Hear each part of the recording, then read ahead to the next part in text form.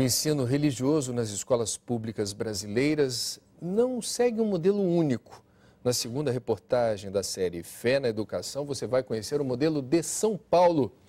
Com Lessa, o modelo adotado por aí parte do princípio de que o Estado é laico e que não cabe a ele ensinar a religião. É verdade, André. No sistema de ensino público paulista, a religião é abordada pelo lado histórico. As aulas são opcionais e ministradas por professores de história, filosofia ou ciências sociais. A repórter Laura Cassano mostra como essa opção é posta em prática.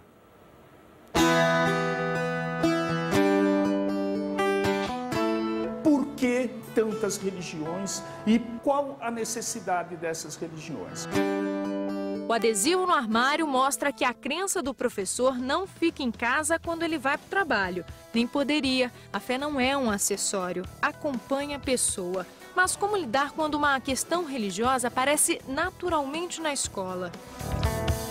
O Estado de São Paulo adota uma legislação que garante aulas de ensino religioso, que assegura o respeito a Deus, à diversidade cultural e religiosa, tendo como base princípios de cidadania, ética e tolerância, não admitindo qualquer tipo de proselitismo religioso, que é a tentativa de convencer o outro da sua própria crença. De respeitar todas as religiões é você focar o currículo na cultura e na história das religiões. Quer dizer, aí você respeita a diversidade e você realça os aspectos mais importantes de cada uma das religiões. A disciplina Ensino Religioso nas escolas públicas é oferecida somente no 9º ano do ensino fundamental e é atribuída a professores que tenham formação em História, Filosofia ou Ciências Sociais. O aluno só é matriculado com a autorização dos pais. No ano passado, mais de 90 mil se interessaram pelas aulas, formando turmas em cerca de 25% da rede estadual. Nas escolas públicas estaduais de São Paulo, as turmas de ensino religioso só são formadas se houver demanda. Nesta daqui, por exemplo, 160 alunos do 9º ano optaram por frequentar a disciplina. Mas, independentemente de quem vai ou não assistir às aulas, todos os 1.500 estudantes são recebidos da mesma maneira. Logo ali atrás daquele portão, na entrada principal da escola, nós já observamos uma mensagem de boas-vindas que faz referência a Deus. O texto diz: Deus nos acompanhará e com certeza nos abençoará. Neutro, nenhum e nenhuma de nós é. Cada um e cada uma de nós se dirige à vida, às coisas, ao trabalho, né? Se faz isso com as nossas posturas. Agora, há uma diferença entre neutralidade e objetividade. Neutralidade é impossível. Agora, objetividade é necessária. A lei determina que o conteúdo da disciplina seja elaborado por um conselho, que reúna representantes de diferentes credos. Esse conselho ele já existe? Ele existe, ele está constituído, mas ele ainda não elaborou uma proposta de ensino religioso aqui para o Estado de São Paulo. Existe um cronograma para isso? Não, que eu saiba não tenho conhecimento. Como é que isso está sendo resolvido? Está sendo resolvido na medida que a escola tem a competência dela mesmo apresentar um currículo, o conteúdo para desenvolver esse ensino. Na prática, isso significa que o conteúdo das aulas fica nas mãos de quem está ali, no dia a dia, lidando com o aluno, o professor. A nossa orientação é que o professor ele faça um trabalho voltado para o desenvolvimento do ser humano, né? Ou seja, não falar de religiões específicas, mas trabalhar, por exemplo, a história das religiões, explicar no contexto geral, né, por que existem várias religiões, respeitando sempre a questão da diversidade cultural.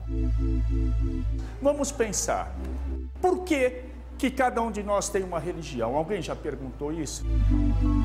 No primeiro dia de aula, o professor tem a atenção de todos, afinal, só está aqui quem quer, o que não diminui o desafio dele. Eu me preparo para ser professor, eu crio estratégias. Quando eu vou explicar que alguém é ateu, eu não posso dizer que essa pessoa é má. E aí eu uso o quê? Eu falo de um Adolf Hitler, que era um cristão, e falo de um Charles Chaplin, que era um ateu. As leis, por mais detalhadas que sejam, não conseguem dar conta da complexidade das relações humanas e sociais. Limitar o ensino religioso ao 9º ano, por exemplo, não significa que o assunto deixe de aparecer em outras séries. A legislação estadual permite o tratamento de forma transversal por professores de outras disciplinas nos anos anteriores. Ou seja, a qualquer momento, o tema pode vir à tona. E isso divide opiniões. Nós estamos falando de crianças de 6 anos de idade, 7 anos de idade. Nós falamos de consciências tenras.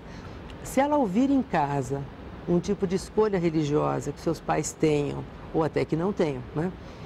E ela ouvir na escola um outro tipo de orientação, isso cria um conflito. O que é bom é que a transversalidade pressupõe que se deva ensinar às pessoas em qualquer ano do ensino fundamental que deva haver respeito à religiosidade, que não se tenha sectarismo, que não se tenha doutrinação e nem a exclusão de pessoas, e isso é uma coisa importante. E pelo que os alunos contam, a realidade das salas de aula reflete a diversidade das abordagens. Professoras de outras matérias, tipo de ciências, matemática, português, elas não dão aula de religião, mas elas falam sobre Deus? Professora de ciência, sim. Fala um pouco, né, da Bíblia, que no início criou Deus, os céus e a terra.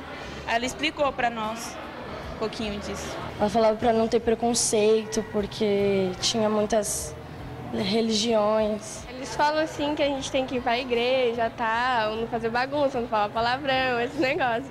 Eles falam. Eu preciso muita cautela para que eu não faça da minha adesão ou religiosa, ou futebolística, ou partidária, ela venha à tona como sendo a instrução. Ou seja, como aquilo que doutrina a pessoa numa direção. Aprender a ver o mundo de uma perspectiva laica, isso é o que a escola precisa ensinar. A escola pública precisa ensinar. E depois essa escolha religiosa fica na mão das famílias e das comunidades. Amanhã você vai ver o jeito inédito que a Prefeitura do Rio de Janeiro adotou e vai botar em prática ainda este ano para ensinar religião nas escolas públicas. Que estará sendo retirado de fato das escolas públicas, do currículo das escolas públicas, para que esse tipo de ensino surja. Ninguém vai ser obrigado a assistir a aula de religião, mas esse ensino está previsto na Constituição, então o município está tão somente cumprindo o que a Constituição manda. É, sem dúvida, uma contradição, e é uma contradição que não ajuda a escola e não ajuda a religião.